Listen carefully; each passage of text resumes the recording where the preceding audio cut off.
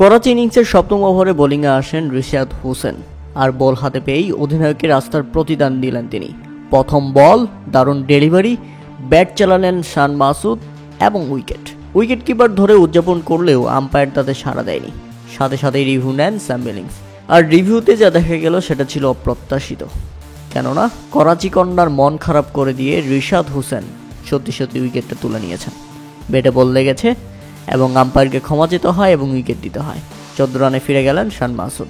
করাচি কিংসের কোমরটাই যেন ভেঙে দিলেন রিশাদ হোসেন। তাই তো স্যাম বিলিংসের দারুণ উদযাপন। শুধু এখানেই থেমে থাকেননি রিশাদ হোসেন, ওই ওভারে তুলে নিয়েছেন আরও একটি উইকেট।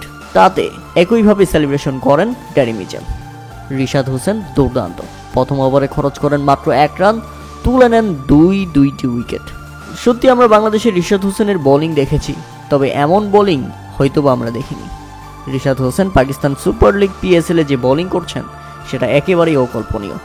নিজের দ্বিতীয় ওভার করতে এসে রিশাদ হোসেন খরচ করেন মাত্র 3 রান, সেখানে আরও একটি উইকেট তুলে নিয়েছেন। অর্থাৎ 2 ওভারে মাত্র 4 রান খরচ করে 3 উইকেট তুলে নিয়েছেন রিশাদ হোসেন, যেটা একেবারেই চোখ ধাঁধানো ছিল।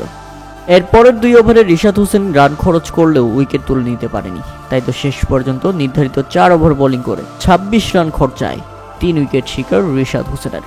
পরপর 2 ম্যাচে 3টি করে উইকেট শিকার করাটা একজন বাংলাদেশি লেগ স্পিনার হিসেবে সত্যি দুর্দান্ত, এবং এটা দেশের জন্য সত্যি গর্বের।